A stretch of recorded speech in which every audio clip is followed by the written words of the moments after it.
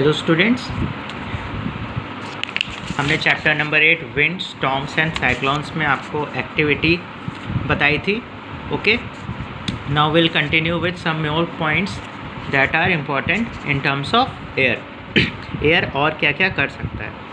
तो पहला question page number 114 पे पहला पॉइंट है कि एयर की वजह से कुछ चीज़ें हैं जो इन्फ्लुएंस करते हैं. कभी कभी जब हवा नहीं चलती है तो पत्तियां हैं, ट्रीज़ हैं, फ्लैग्स हैं, बैनर्स जो रोड पे लगे होते हैं वो स्टैंड स्टिल में होते हैं. वही चीज़ यहाँ पे लिखी हुई है कि if no air is blowing. ये ऑब्जर्वेशंस हैं, मतलब कि एयर के होने या ना होने की वजह से उसके मूवमेंट की वजह से क्या क्या इफेक्ट पड़ता है.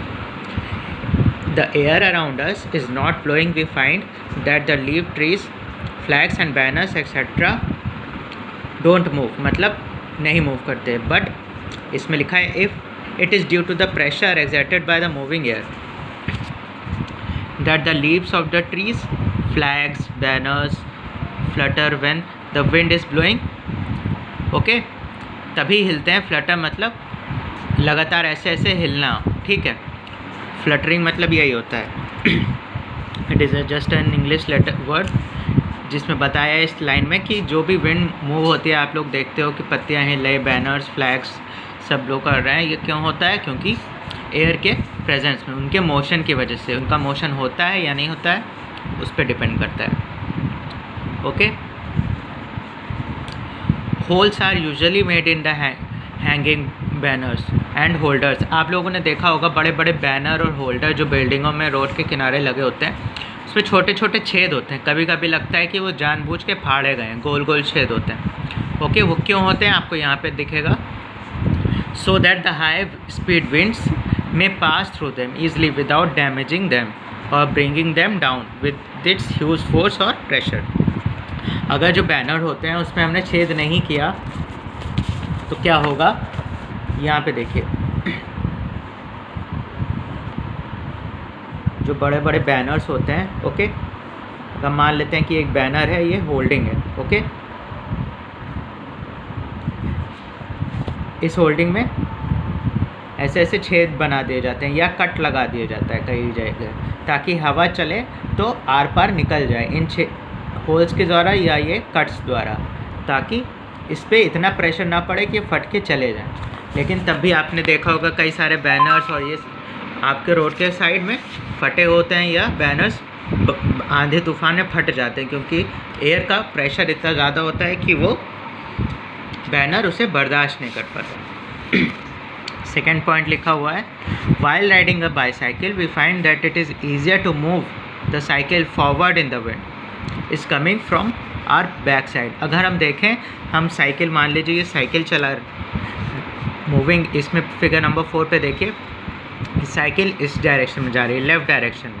अगर हवा भी लेफ़्ट डायरेक्शन में जा रही है कि बड़ा आराम से साइकिल चलाई जा सकती है. आपने देखा होगा अगर मूवमेंट का डायरेक्शन और हवा का डायरेक्शन एक लाइन पे है तो आप बहुत आराम से व्हीकल्स को चला सकते हैं. वहीं अगर ऑपोजिट डायरेक्शन में सामने से हवा आ रही होती, मतलब ये लेफ़्ट जा रही है, हवा राइट से आ रही होती, तो इस पर हवा का प्रेशर पड़ता है, जिसकी वजह से और तेज़ दम लगाना पड़ता है साइकिल चलाने में.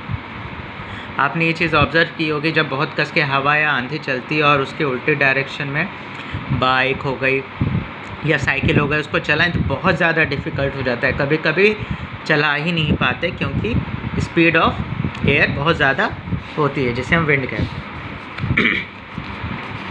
यहाँ पे थर्ड पॉइंट देखिए, while rowing a boat in a lake we find it easier to row the boat towards if the wind is coming from behind. मतलब अगर हवा पीछे से आ रही होती है, अगर बोट है तो वो उसी डायरेक्शन में, अगर डायरेक्शन सेम है विंड का और मोशन ऑफ बोट का, तो आराम से बोट सेल कर जाएगी. वहीं पे उल्टा अगर है तो हमें दम लगाना पड़ेगा, सेम ऐसे. यहाँ पे फोर्थ पॉइंट देखिए, when we are flying a kite then the wind coming from our back side helps. हवा में पतंग, आप लोगों ने, कई लोगों ने पतंग भी उड़ाई होगी, ठीक है. देखा होगा जब अच्छी हवा चलती है तो पतंग उड़ाने में मदद मिलती है, क्योंकि उसे वो एक लिफ्ट, एक हाइट प्रोवाइड करता है. ओके, इसमें एक और पॉइंट, सब पॉइंट लिखा हुआ है if the wind blows in the same direction, यहाँ पे ये नोट करने वाली बात है, it is if the wind blows in the same direction in which the object is moving, जिस डायरेक्शन में ऑब्जेक्ट है उसी डायरेक्शन में अगर विंड ब्लो कर रहा है, it makes the moment of the object easier. On the other hand if the wind blows in the opposite direction, अगर उल्टी डायरेक्शन में आएगी तो मोशन ऑफ ऑब्जेक्ट क्या होगा, डिफ़िकल्ट हो जाएगा। It makes the movement of the object very difficult. Okay, यहाँ पे आपका कुछ पॉइंट्स ऐसे हैं जो आपको इफ़ेक्ट्स बताते हैं पॉइंट नंबर 4 तक कि क्या होता है विंड के ब्लो होने से। अब एक प्रॉपर्टी बताई गई है एयर की, air expends on heating and cools on and contracts on cooling. क्या होता है, एयर एक्सपैंड करती है, एयर पार्टिकल्स एक्सपैंड करते हैं जब वो गर्म होते हैं और ठंडे होने पे वो सिकुड़ जाते हैं।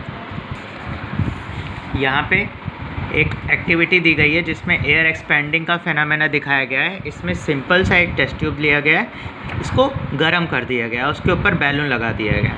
टेस्ट ट्यूब गर्म है तो इसके अंदर की हवा भी गर्म होगी, ओके, तो वे फैलेगी। अब क्या किया है, दूसरे पार्ट में उसी टेस्ट ट्यूब को एक गर्म पानी में डाल दिया। अब उस गर्म पानी की वजह से एयर एक्सपैंड करती है, जो ट्यूब में एयर है वो गर्म हो जाती है, ठीक है, वो गर्म तो है ही है, और पानी की वजह से वो एक्सपैंड करती है, ऊपर उठती है। तो ऊपर उठने पे कहाँ पे आएगी, ये बैलून में चली जाएगी। तो यहाँ पे बैलून्स गेट्स इन्फ्लेटेड, यहाँ पे वो फूल जाता है। यही चीज़ यहाँ पे दिखाने की कोशिश की गई है, और इसका कंक्लूजन दिया गया है कि it is the expansion of the air on the heating which inflates the balloon when the boiling tube is placed in the hot water. अगर गर्म पानी में डालेंगे तो इस ट्यूब को में जो हवा है वो इस गुब्बारे को फुला देगी। Okay, now we will after this class, दूसरे क्लास में हम ये डिस्कस करेंगे कि मोशन ऑफ एयर और कूलनेस और हॉटनेस के से क्या इफेक्ट पड़ता है। Okay everyone, thank you.